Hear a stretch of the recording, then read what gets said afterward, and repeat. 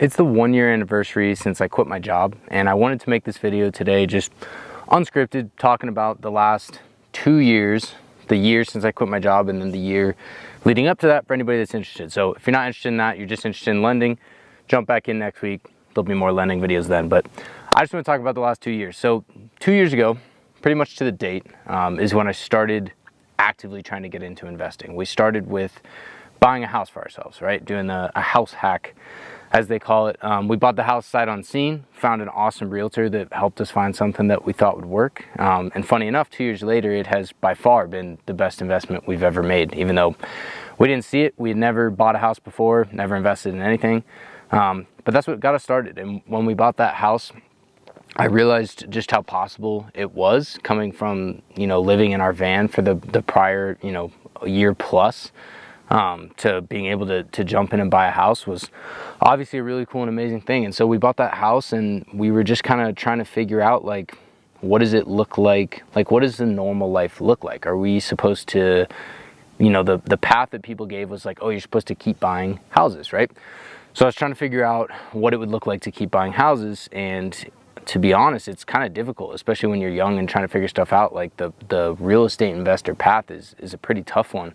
And very daunting, right? It goes from, like, I don't know, trying to decide if you should add bacon to your burger to, like, should I buy this $500,000 house? Like, it's not the same realm as before. So a lot to figure out. And somehow I don't know what to chalk it up to other than kind of luck, but somehow I just decided that we needed to learn more from other people and actually pay for it, which up until that point I had never done in my life. So it's not like I was, all one of those people that's just like all in, invest in myself. Not at all. Had never spent any money on myself, but I spent the money to join the sub 2 community because I saw the ability to buy houses quicker and get creative, which, like, coming from an engineering background, I loved the idea of creativity and solving problems. That's like what I've always done. And so being able to, like, take that and put it into the real estate world was a really cool possibility for me.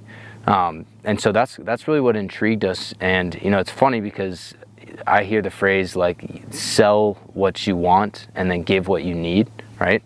That's definitely what happened with that community. It was like we were being sold the idea of going out and buying a bunch of properties, and funny enough, we really haven't done that.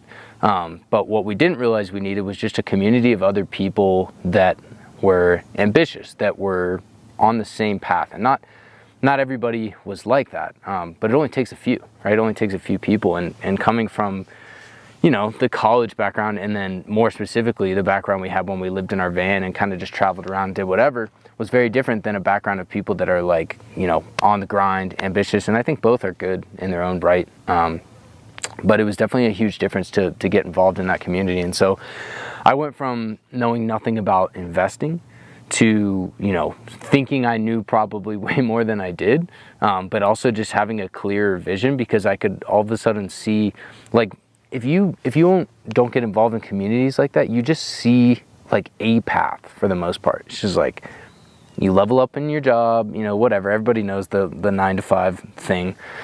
And, although I can't control everything in my life for sure, that's something that I definitely felt like I could have more control over. It was like, let's not just sit around and hope for the best, and just do what we can.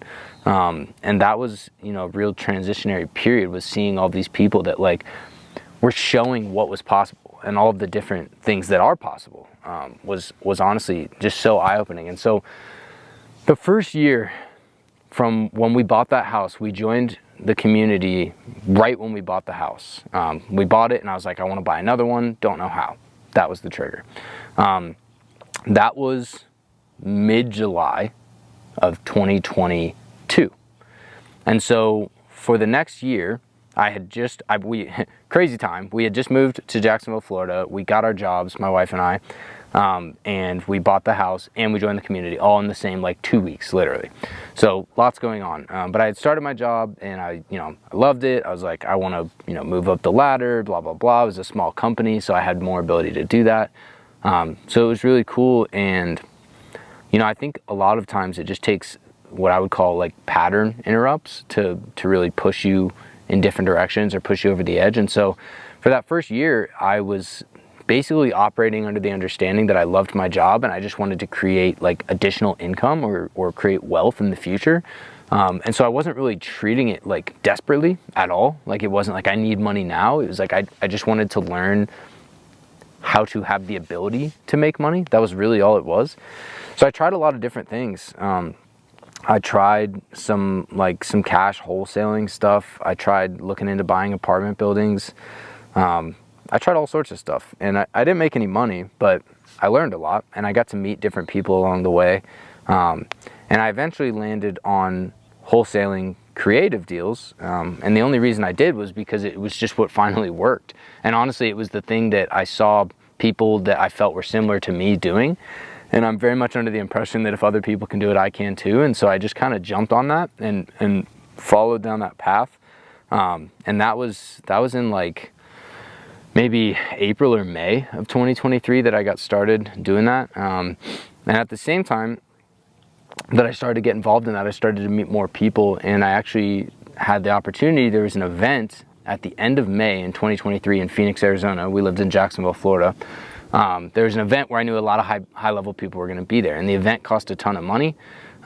So I kind of like a few days before it happened, I decided to just book a ticket out there, a few days notice, and just try and go meet the people that were at the event. Because I figure even if I can't go to the event, if all those people are in one place, then I can just go talk to said people, right? So I just went out there. I literally did not know a single human being. I did not get a place to stay. I didn't do anything. If anybody knows me when I travel, I'm very random. And so I didn't know what the heck I was doing. I just knew there would be high level people there, and I wanted to not be so isolated just in Jacksonville, but really like branch out and meet people and see what other people were doing, because that's where I get my best ideas and stuff. So I went out to Phoenix with absolutely no plan.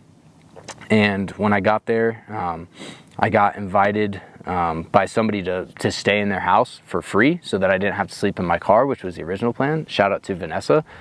She's amazing and gave me a room at her house. And then I met one of my closest friends now, Gage Garber, while I was there. The reason I connected with him was because he too was new to Phoenix. So it was like he was kind of just trying to figure things out, and so was I. So perfect fit there. Still one of my closest friends. So I met people like that. And I just kind of I started getting connected with people and again, pattern interrupts, right? So like I was starting to not enjoy my job, and I think I was looking for what else I could be doing. And that's why I made that snap decision to fly all the way to Phoenix, but I didn't know like what the plan was. Like I didn't have a goal.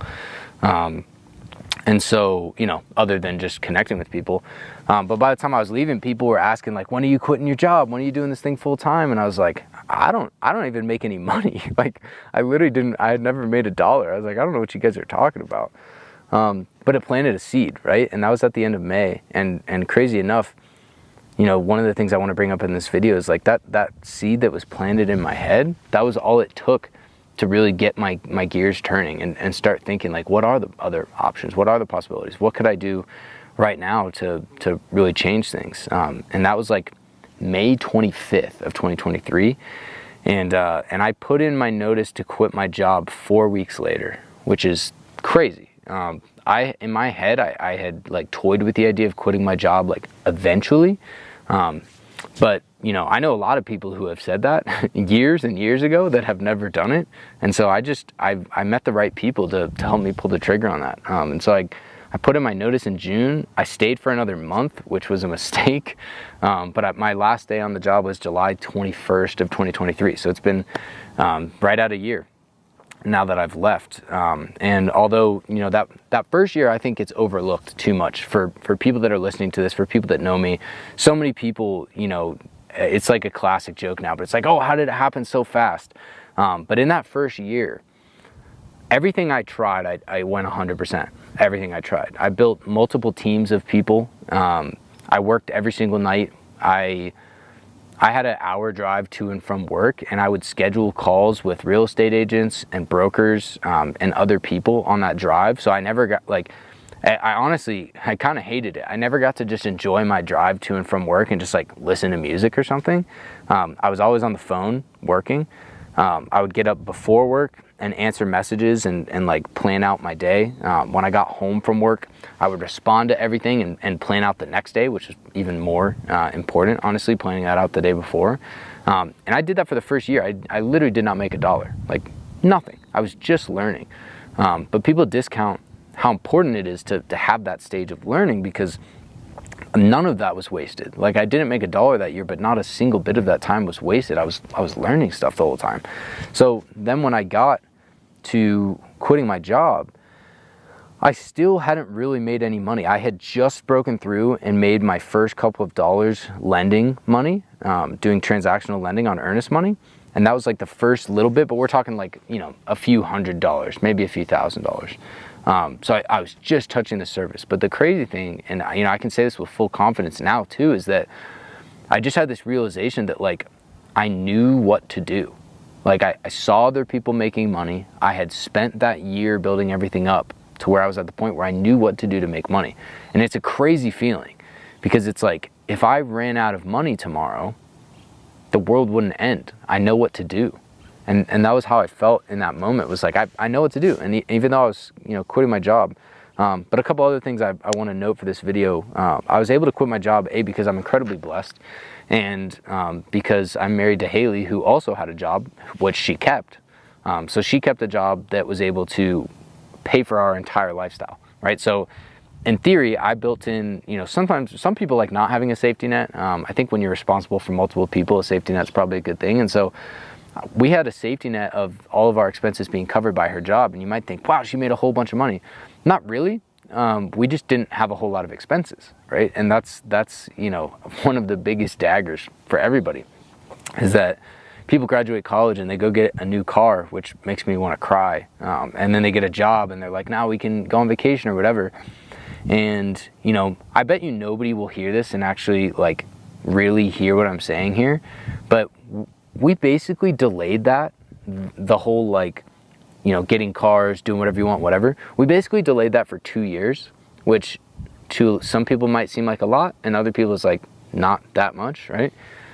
We delayed that for 2 years, and now we can do all of those things, except for it has no detriment to our life, and we have financial freedom, right? We can do whatever we want. And it just took that little bit of delay. And the problem is nobody delays that stuff, that little bit of time, and or nobody's told to do that. And so they just screw themselves over. So, you know, I had an old 2009 Prius that I bought off of grandma that a lot of you guys have probably seen. They got me to and from work, you know, got 50 miles a gallon. I drove almost 3 hours every day in commutes. Never had an issue. The air conditioning didn't work for most of that time, so I was really hot, but I don't know. That's just how I am. We had that, and then on our house hack, we Airbnb'd the other half of our house, and it paid for our entire mortgage. So, you know, house and car, it's the two biggest expenses that people have. We didn't have it. Like it literally didn't exist. There was no car payments, and our house payments were covered. So by, again, you know, incredibly blessed, but by being able to do that, we eliminated the stronghold that like jobs have on you, right? Where it's like, I hate my job. I want to leave my job, but I can't because I can't afford my life. Like, we didn't have that. It was covered with just a little bit of money, and that gave us the flexibility to do it. And you know, it sucks because I think there's so many people that could do these things, but they just immediately jump off on the wrong foot, and then it's just so freaking difficult to backtrack after the fact. Which is why I'm so passionate, especially about talking to people that are around my age that like haven't blown it yet, like that still have a chance to do that. But anybody can. It's just harder, you know, later in life. So that was why I was able to quit without ever having made money. You know, people think it's crazy when I say that, like I quit and I hadn't really made any money, but it's not as crazy when you see the situation, right? It's like, okay, well, in my head, the potential was limitless, right? Like I had the potential to do whatever I wanted, and I was going to take a shot at creating, you know, the dream life that, you know, that we wanted, because I felt like it was actually possible, right? It had become possible. And so that was why we were able, as the plane flies over us, that's why we were able to pull it off in the beginning. But I didn't have a game plan. Like I really did not have a game plan. I had the two things I was trying, which was the transactional lending and then the wholesaling of properties. And I ended up leaning pretty heavily into the wholesaling of properties for a while. Met Houston McKay, my wholesale partner, on that first trip to Phoenix, and best partner ever. We had an awesome little business going. We hired multiple people, kind of learned how to hire and host trainings and meetings and whatever, and it was awesome. So I met Houston, got started in the wholesaling thing, learned how to hire people, learned how to fire people a little bit, just learned how to build teams, right? And it was awesome. And we made good money, more money than I had ever made. At first, we certainly were kind of in this stage of like, this is the greatest thing ever and we're gonna become rich, which is what I now refer to as uninformed optimism. But that didn't always last to be the case. And that brings me to my point about, you know, I've mentioned this before, but push first pivot, right? I can make a whole video about this, but push first pivot. The idea is when you get to a hard point, are you going to decide to push through it, or are you going to decide to pivot? And the way that I've learned to look at those things is in making the determination, pushing is the thing that people don't do, right? People always, when things get hard, want to jump to the next thing, which obviously not the move most of the time, especially with things like entrepreneurship that are hard. So the idea behind push first pivot is that the only real time to pivot is if your fundamental beliefs about the thing you are doing have changed, right? And so at first, when I was doing the wholesaling, you know, when it got really hard, we pushed because it was like, this is supposed to be hard because we have the ability to make a bunch of money. So we got to push through it. And that lasted for months. I mean, we did it for months. We had months where we would make over $50,000, you know, gross revenue, and take home, you know, a decent amount of money. But it also was very tough. It was a lot of work, a ton of stress, and what ended up happening was a combination of things with the wholesale. But one of the biggest ones was a pivot moment for me where my fundamental beliefs about wholesaling creative deals, what I believed to be true, was not true. I discovered my fundamental beliefs were incorrect, right? And so I reached the point where it's like, oh, this push concept now makes sense to move to a pivot concept because the fundamental beliefs have changed. This is not what I thought it was. And so that was kind of strike one with the wholesale. But the bigger thing I want to bring up is that just like on the whim on the last trip in May, in January of 2024, I was invited to just a small little mastermind, like 6 dudes, maybe 8 dudes. I think it was 6, but not a lot of people, a small little mastermind out in Phoenix. And I wasn't going to go because we had a lot of other things going on. But again, it was like I was kind of at a pivotal point in the business, needed to be around other people. So made the decision to send it and go to Phoenix again. Common theme there. And when I got out there, you know, basically the whole thing we did was we were just sitting down, breaking down each other's businesses and giving each other third person perspectives, which is really important because sometimes things can be so obvious, but you just don't see them when you're right in the moment, right? And so at that mastermind, among, you know, a bunch of great things, we sat down and looked at my business. And at this point, you know, I've been wholesaling for maybe 6 months or so, but I had also been building up my lending for the next 6 months. And here's the big thing that I kind of realized on that weekend with the help of those guys. Scalability is an incredible tool in business. And what I realized is, you know, when you talk about scale, it's the ability to make more and more money with like the same amount of effort, right? Or less even. And so with wholesale, no matter what we did, every deal we found was basically the same profit. It was like $5,000 to $10,000. And so if we wanted more deals, we needed to either, you know, hire more people or do more work, or get better at what we were doing. And so there is obviously a level of scale to that. But what I learned with lending in this time, like right at this exact time in January 2024, was that I could do one lending deal and make $500. I could do one lending deal and make $50,000. And the amount of work I did would be the exact same, like literally the exact same. And that was an insane realization of scale. And so when we sat down, there's a couple things we talked about. One of the obvious ones was that I was making more money in my lending business than in my wholesale business, but I was spending 90% of my time in my wholesale business like an idiot, right? Doesn't make any sense, but it was just, I was so locked in on working with my partner and my team and doing this stuff that I didn't realize that it made no sense. And, you know, I had thought about it a few times in my head, but I was, you know, what I said was, what would I do if I stopped wholesaling? Because I spend so much time wholesaling and lending takes up such little amounts of my time that, like, what would I do if I get rid of this thing that's basically how I spend, you know, 60 hours a week or whatever.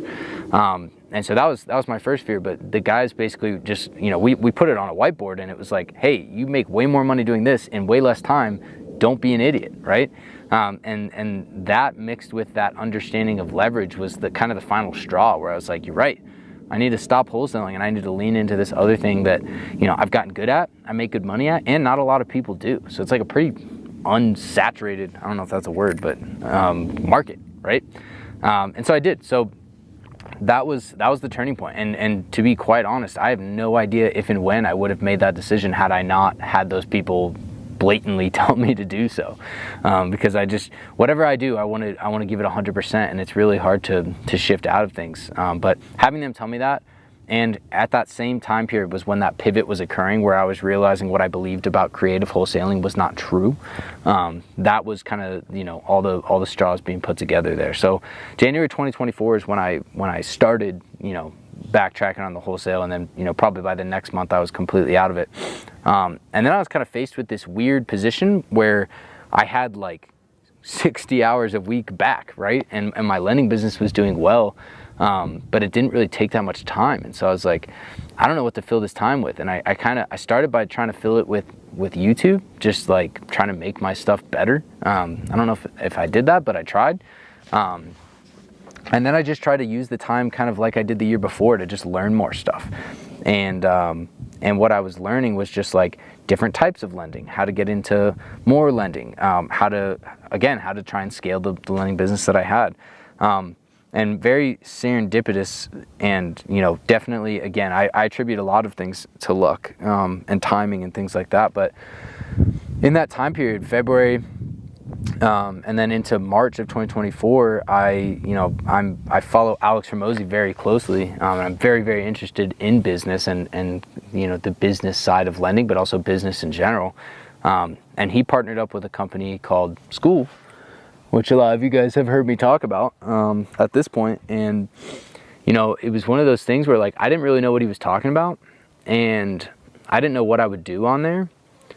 But when somebody that I respect and appreciate as much as somebody like Alex Hormozi says that this is the best way to go, I wouldn't say I blindly listen, but I kind of blindly listen. And that was what happened. It was like, it was something where I had just perfectly freed up like more than a full-time job's worth of time. And this thing had just landed in my lap. It was like, hey, here's this new thing that I think is a really good idea for you to go do. And I basically was just like, all right, cool. So I made a community on School, and I called it Financial Foundations because I really enjoy finance. I didn't know what I was going to talk about, and I documented this whole journey, so a lot of you guys have seen it, but I didn't really know what the group would be about. But to backtrack for a second, at that mastermind, people said, what's your actual goal? And I put right up on the whiteboard, I have video of it somewhere. I said, my goal is just to speak on stages and teach people what I know. Like, I love talking in front of people and helping people. And honestly, without even realizing it, School became that platform for me to do exactly that. So I now had this group that I had built, and, you know, very quickly I realized that people didn't want to learn finance from me, even though that's kind of what I wanted to talk about. People wanted to learn lending, because not many people were lending, or at least not successfully. And so I just started filling up this free community of people with people that wanted to learn from me, from lending.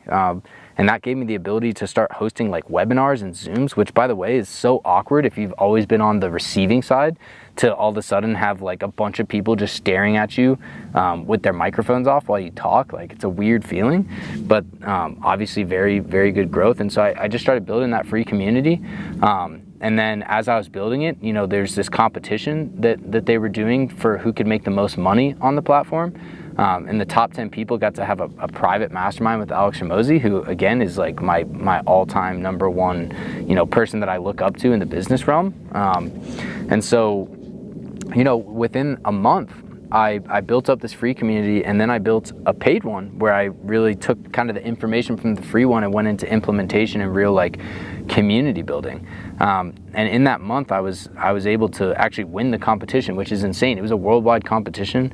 I think I was one of 2 people out of the top 10 that was from America. So most everybody was from like England, Dubai, all over the place, all over the world.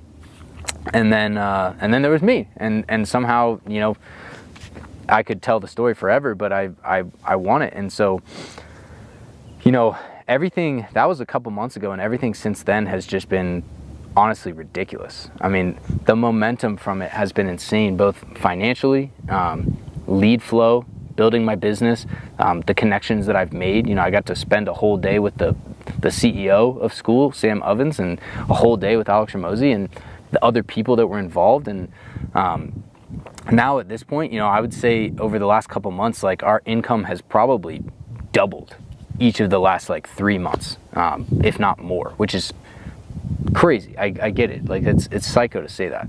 But here we are a year later, right? A year later from quitting my job. And, you know, the point of this video that I wanted to make is like, so many people quit when they're this close. And I hate it, because I still feel like I kind of am, but I always felt like I could be the person to show people like, hey, you don't have to be that like guru way down the road that makes millions of dollars. Like, this is possible for anybody. And, you know, as I'm sitting here talking about this, you know, breaking huge months, like it was a year ago that I quit my job. So I'm not that far ahead, but the problem is, even for me now, I think people look at it and just tell themselves they can't do it. Like they tell themselves, oh, they're too far ahead or whatever. When the reality is, first of all, people are trying to measure their success on just way too short of a time frame. Like I'm thinking in years and 10 years, right? And people are thinking in like days and weeks. And so, I mean, I've had people, you know, that have tried to learn lending, and then they give up and move on, and they're like, oh, you know, I didn't have success. And, you know, they did it for a month or 2 months. And it's like, there's not really anything else I can say to show people what it looked like for a year for me to not make any money and just do the work. But like, that is the differentiator, is just doing the work. And people just aren't willing to do that anymore. But if you are, like, it can be insane. And the fact that, you know, we're in, I think it's, the first day of August, right?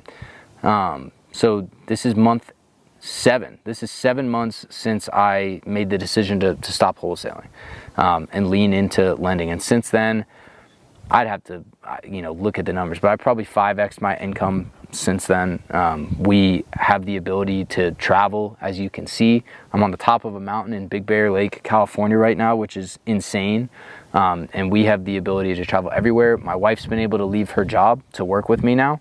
And I mean, frankly, we're kind of living the dream. But, you know, I made this point at the very beginning of this video, like, it's because we were set up for success. And I'm grateful, probably, if not very lucky, right, to not have made those stupid decisions that everybody pushes you towards at the beginning of life, with buying new things, getting stuff you can't afford, being obsessed with material stuff. Like, this is the most fun I've had. Just, you know, I'm sitting in my camping chair on the top of this mountain, you know, camping, and like not spending any money. But we have the ability to do this now. And like, I know there's people watching this that want the ability, whether it's to do this or go travel to Europe, or, you know, coach your kids' little league team. Like, it doesn't matter. The point is, it's not like, to have success in a shorter time frame, you have to be willing to sacrifice stuff. Like, I sacrificed, you know, some of my favorite things. I mean, I've barely gone surfing, you know, my favorite thing to do. I barely,